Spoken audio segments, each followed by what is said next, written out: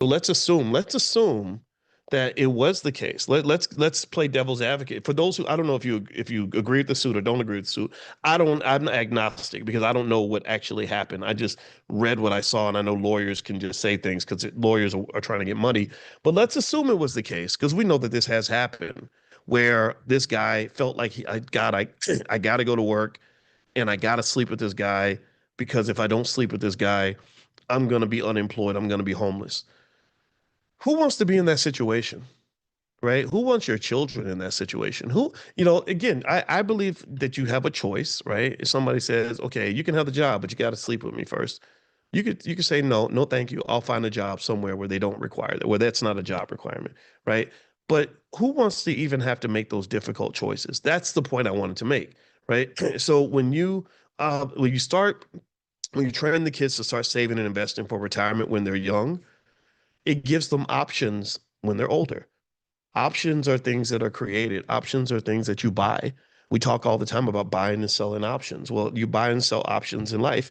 When you prepare, you're creating options for yourself. So if you have that 21-year-old, I talked to a sister yesterday, and she may even be in this room. And so I'm not going to reveal your business, but I just wanted to say it out loud. I was so impressed.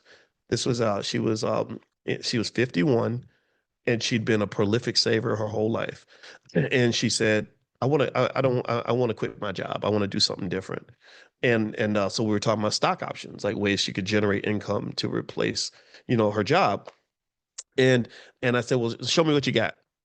And when I tell you that she and I have other students that have done the same thing, but it's not as common as I wish it was.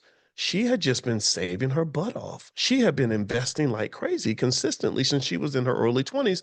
So I said, the good news is that you don't have to work ever again if you don't want to. Like you don't, here buy this stock, and this stock if you want to. Not invested advice, but this is what I would do, and this is going to give you this much money, and you will make $20,000 a month in income, and you don't have to go to work ever again.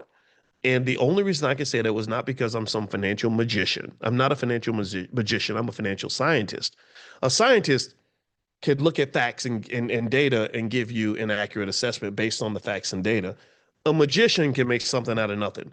I've never been a financial magician, but I've always been a financial scientist. So the scientist in me is like, oh, there's plenty to work with.